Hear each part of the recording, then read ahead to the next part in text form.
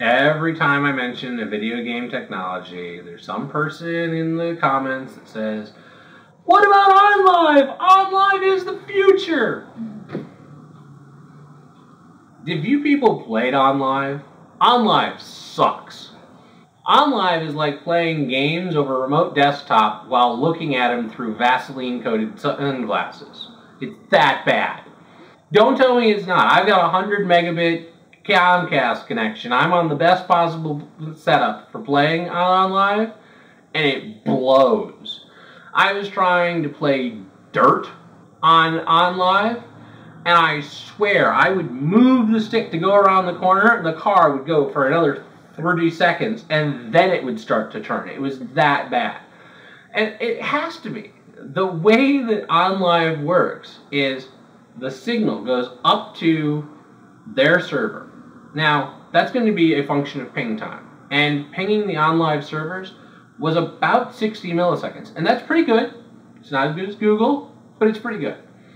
So, a minimum, you've got 60 milliseconds to get the signal up to Onlive.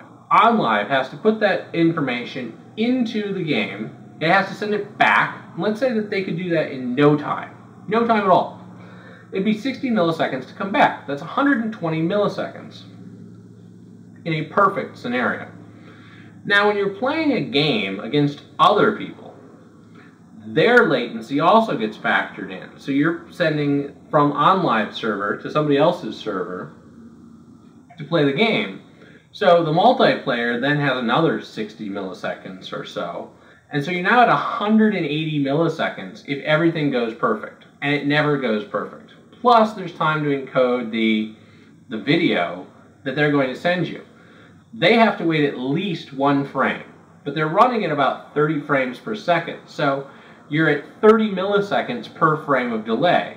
So we're now at 60 plus 60 plus 60 plus 60, because we've got me to the server, server to the other host, host back, and then host back to me. So that's 240 milliseconds plus another 30 milliseconds if they only encode with 1 frame.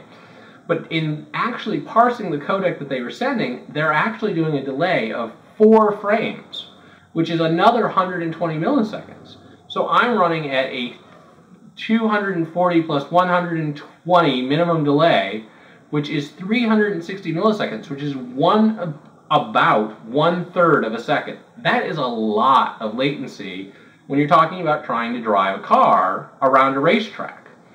And when you're trying to play a first-person shooter, it's also really bad. You know, you're always going to lose the draw against someone who is a quote-unquote real player, because when they come around the corner, you're 1/3 of a second before you can even do anything, and that's assuming that Onlive isn't adding any delay. Onlive sucks. It's not the future of the way gaming is going to work. It's a neat concept. If you're playing a single-player game, it can be fun. You know, I played through a couple of the demos of the platform games. They weren't so bad. They weren't great, but if you had a netbook and wouldn't be able to play those games at all otherwise, they're kind of cool.